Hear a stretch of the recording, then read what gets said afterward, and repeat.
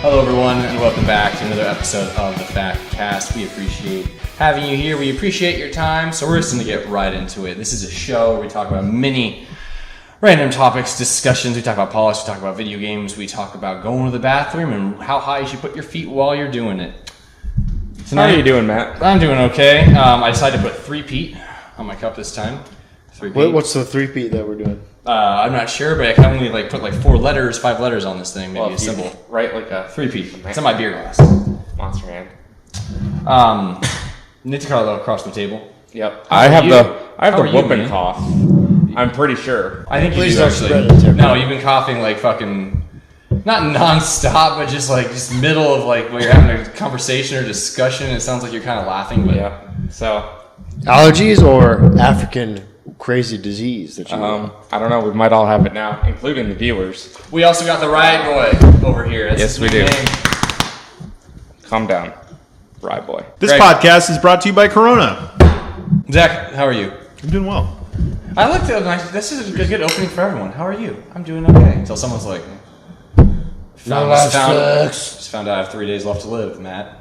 So Zach, first thing in the news, United. Fuck. Yeah, well, Let's go into it. Yeah, let's go into it. Earlier, beginning of this week, was it Monday? Fuck, I don't know. It was Sunday night or Sunday. Sunday night, whatever. There was a man that was he was on a flight going from Chicago to wherever, Kentucky, somewhere in the Midwest. Who knows? Like people in Chicago do. You know, one of those flyover states. Just kidding. But he was asked to give up his seat. He booked United. He was flying United. That was his first mistake. He was asked to give up his seat because United had the flight was overbooked. So whatever, overbooked, whatever you want to say.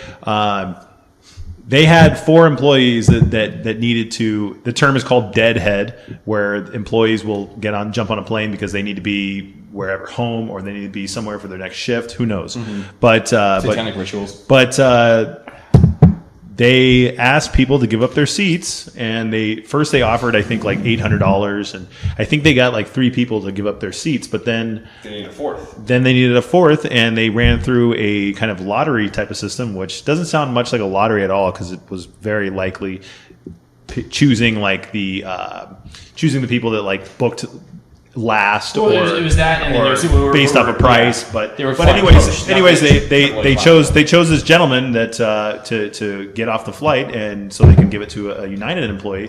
And he was a doctor, and he didn't want to give up his flight because he said he had a really important appointment the next day and needed to be there for surgery. So he refused to give up his seat, and they brought some. Not quite police officers, but security guards. I thought they were cops. Airport police. Yeah, they weren't I guess they weren't even supposed to be wearing the police jackets. In any case, they forcibly removed him. I mean, they fucking knocked him out, broke his nose, his face was all bloodied. All the passengers saw this. A bunch of people recorded this, and it's turned into a PR nightmare for United, and their stock has taken a big hit. And the worst part, has it yet? I think it's taken a pretty good size hit, but the worst part of it all was just the way that the company responded. They doubled down on it, and the CEO sent out they sent down a really shitty tweet, basically not admitting any fault, and we're just we're sorry that we had to reaccommodate these passengers, and then they sent out a company-wide email saying that the guy was belligerent and that it was his fault. They just basically fucked up majorly, and that's kind of been in the news all week. Everyone's been talking shit about United. They were we're sorry we had to reaccommodate your jaw into the armrest. Well, it's so fun. Oh yeah, I saw a lot of jokes about that. Yeah, it's fun. It's not fun. But it's fun because we all get to pretend like we're a part of the trial. We've all seen the 2 YouTube videos. I'll play it on the bottom. I mean, he was out cold when they drug him off the plane, and it's not like the movies where you get knocked out and you wake up a convenient time later and you're perfectly there. You're knocked out. It's a fucked up thing I said. I agree. I'm not saying it's fucked up. Check your privilege, bro. I have the same privilege as that guy. I would just walk onto a plane and I would get yanked off. Yeah, but he was brown, so it should have never even come down to having to take a person off the flight. Mm-hmm. The way you do that, if you have to, is at the gate. You just say, "Oh yeah, you don't ask for volunteers first and foremost, the goddamn plane." Actually, my both my stepmom and my dad both retired with different airlines. My stepmom with United. Yeah, we've talked about this before. You're right. My stepmom retired with United, and like that was her take on it. Was just like, how did it even get to that point to begin with? Like, how did they let all the passengers get on the flight to begin with? So they fucked up there. But then also, raise the price. Like, offer people $1,000 or $1,200 or $1,500 or $2,000. It's now cost them a shitload. Yes, exactly. Like, it's so short-sighted. Yeah, it's more than $2,000. But I think that I read this article, and I'm going to completely butcher this article and fuck it up. But basically, the article was just saying that it's not so much United, like they're a symptom, but the problem at large is just like the way that like corporations don't value human life, and so it's like United isn't necessarily the problem. They're the symptom. The problem as a whole is just like this like continuation of like the police brutality and everything else. It's just like these corporations or just the government just like not really giving a fuck about individual human beings. Yeah, so like every single time I go to the airport, I mean, I don't ever feel like a customer when I'm there. I feel like that I'm there, and it's just annoying for all the people at the people. You go to Southwest, you put on your little tag. You don't put it on fast enough. Someone's like, "Sir, let me do this for you." I'm like, okay, I can figure out how a tag works, even though I can't for some reason because I'm dumb. But you know what? Give me more than 10 seconds. I put one bag up on the scale, and they say, both bags, what the fuck are you doing? I'm like, okay, sorry. Well, sometimes I feel like it's just one bag. Then I go back up to the top, and I'm scanning my iPhone wrong, and I'm trying to, scan my passport in, and they're like, no, you gotta zoom in. Why don't you fucking zoom? I'm like, okay, sorry. Next time I go, I'm zoomed in. Like, it doesn't work when you zoom in like that. I'm like, okay, I'm just gonna make signals. There's a guy at the TSA line, he doesn't know how to take, he doesn't know you have to take your shoes off. The TSA person there, granted, I'm sure he probably has to tell 1,000 people every goddamn day, take your shoes off, but he's a dick about it. Yeah. And it's like, well, then you gotta fucking find a different job if you hate it so much. They're on a fucking power trip, but you know what? It's just like that video that came out a few weeks ago of like I think it was like an autistic kid or something where they gave him like a fucking 2-minute pat down, and he was like autistic, but he had something to where like it increases his anxiety to be touched, and it was just like a totally twisted and bizarre fucking video because it was like 2 minutes long of a 2-minute long pat down. I didn't even watch it because I was just like, I'm sure it's just fucking weird. Yeah, it was fucking ridiculous. It was just like, really, and like it caused them to miss their flight.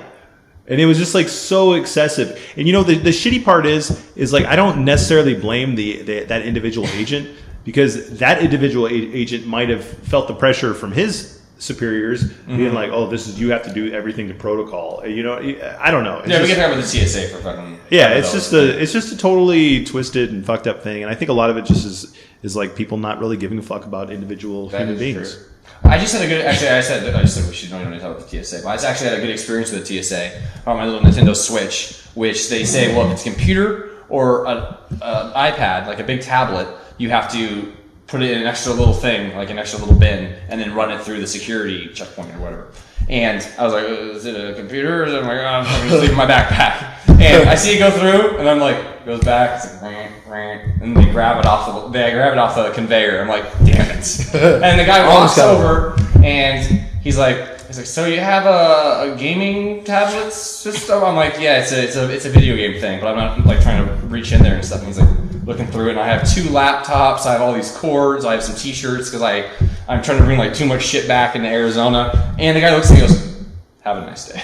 And he just gave me the whole thing. I'm like, thanks, man. Because like in my head, I'm like, how long is this fucking shit gonna take? And I'm kind of just like assuming the worst. I'm like, oh, he just gave up and just said fuck it. Yeah. So I like that. That was nice. Well, the thing that sucks about TSA and I guess just TSA in general is like so much of that is it's just a facade. It's just to make people feel like there's good security because in anywhere outside of the U.S. it's a lot lighter. Yeah, just so it's so ridiculous because like I've talked to people who've worked at airports and they're like, there's so many different things that like people don't even realize how lax the security is. It's like, if you can imagine like if someone drew like a cartoon or something like that and there's like this crazy fence with like this crazy like bank vault or something like that, and then someone could just like walk around or something. You know what I mean? It's like it's a facade, and then there was that guy, this was probably 4 or 5 years ago, but there was a guy who had a blog to where he would show how you can make weapons like once you get past the TSA screenings. But he did it in the sense of like to really kind of bring attention to it, not to like educate people on how to make weapons, just to be like, look, this is bullshit. Yeah. You know what I mean? Like he did it in the same way that they have like hackathons to expose vulnerabilities. It's like if you can make like a carbon fiber knife and make that thing as sharp as anything. And I mean, if you can make a carbon fiber knife out of random crap in the airport, I'm pretty sure that person can kill me with just a few punches. you think it beforehand. They just fucking poke me in the eye or something. But anyway. Oh, fucking United. I have. You're gonna fucking die over there, Nick. Do you really think you're okay? Did you get something from It's South Africa? possible for the rest of the evening if we have to. No, it's okay. Look in the mirror and say, look in the camera and say it's okay. It's okay. All right, that was our segment on I United. still have thoughts on TSA. Well, no, this will be interesting. You'll like this. This is personal experience, not just a tirade.